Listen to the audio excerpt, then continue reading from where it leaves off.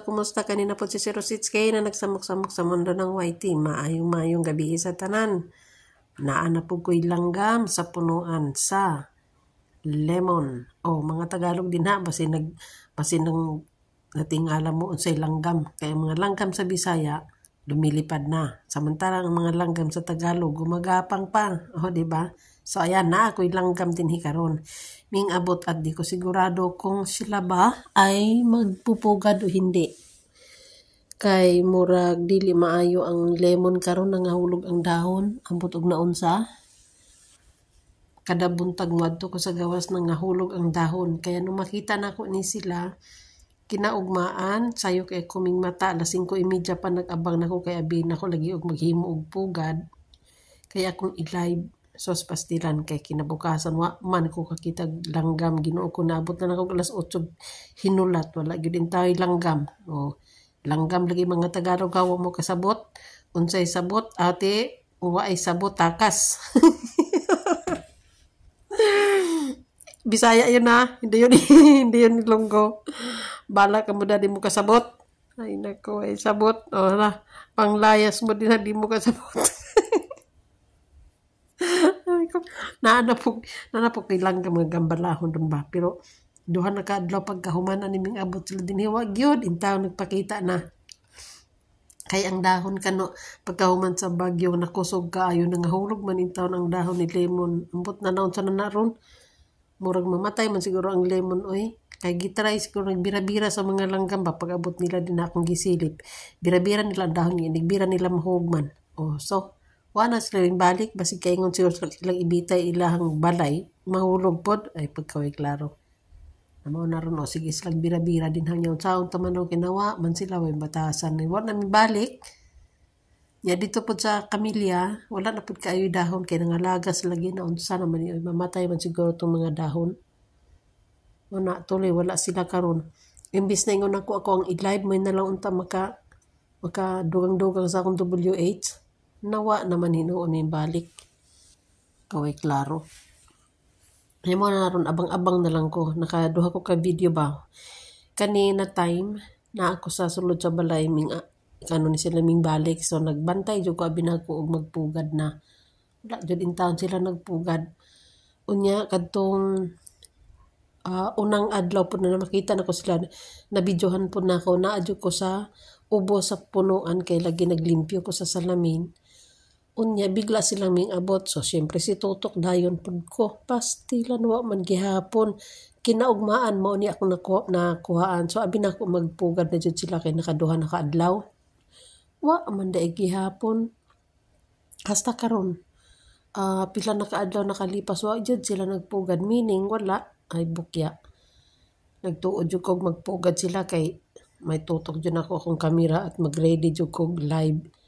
Hanggang maghapon kay maghapon man na sila maghimo og pugad unya maglast yan ng mga 5 to 6 days buo na ng pugad nila. So nag-isip jud ko maka-live ko og mga 5 to 6 days na isang araw buo hanggang sila maggawa ng pugad. Yun pala ibukya. Kaway klaro. Ayan dool kay kuha na sa iya ha kay na ako sa salamin. Ako ang gikuhaan, pati po itong sinilip sa langgam. Luya sa langgam, gigambala na naman, wala pa gani kahimog payag ako ng gigambala. Balik. Tanawa, karagod. Muna siya na blurred, okay, naamang ko susunod sa salamin. Try nila na tusik-tusik nila ng bunga sa lemon din ha. Sa unta na ron, kaya wala detay ibon na matutukan. Nalipay na unta ko kay nanap ko ibong Ivana.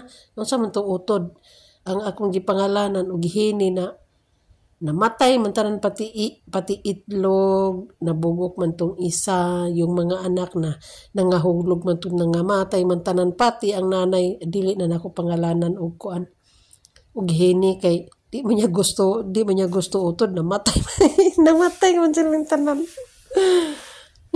Pero to pangalan na kung iba na buhi man tano man yun namatay wala po nabugok.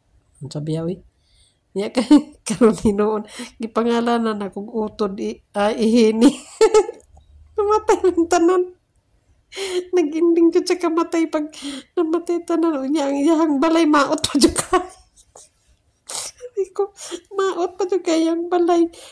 Nagsimula pa lang ito, nagburi na jud ko bakit butas-butas yung balay niya ang kanang bunganga sa yang balay praktika mababaw asos tinuod lagi nagkandahulog yung mga anak kas gikaon og humigas ayun humigas yun ang langgam sa Tagalog humigas o gikaon ang langgam gikaon sa langgam.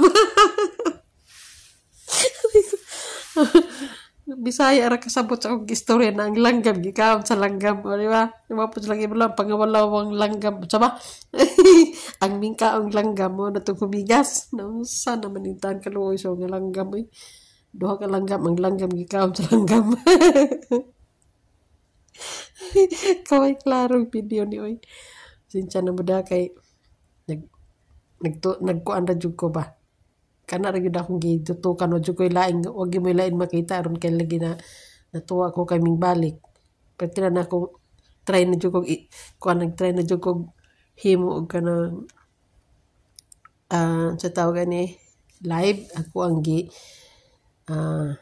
ang giset gi-erase na lang nako ay ko may kwinta so wa man nagpadayon nagtuob jud ko na gi-erase na lang pastilan mga may klaro mga langgama di ba asa sa mga Bisaya din na na tatay langgam kaso na false alarman mo nagiingon nga asa pa ako masaktan lang jud ko sus pastilan may nana po nung tako'y kuot-kuoton unta nung payag nila ay payag nana po tako'y kuot-kuotong mga itlog da may mga itlog kawawa naman kawawa na po sa kuotong may mga itlog ayan tamang katunto na ibon pagkahapon mo na ako nakita patong na po siya din sa kanang bonsai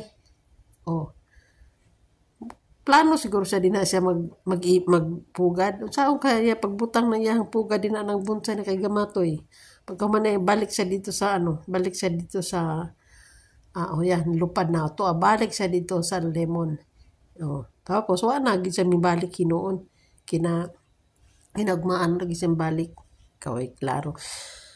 Ay, so wala na. Mao nagiingon nga asa pa jud ko wala na ko ibon ron kay ang kamilya gamay na lagdahon ang lemon gamay na lang dahon kada buntag pati daghan ng mga lagas sayang mamatay siguro gikusok-kusok mo ko nagmaayo sa ba katong latest na bagyo na tumama diri sa Hong Kong na gyud signal 10 pag yun pagkaluoy sa lemon mo na hinuon ang akong ibon naming balik kay ilang pagtusik nila ba sa mga dahon malaglag man may puno mga langgam kay napoy utok ay diri na lang ko babay oy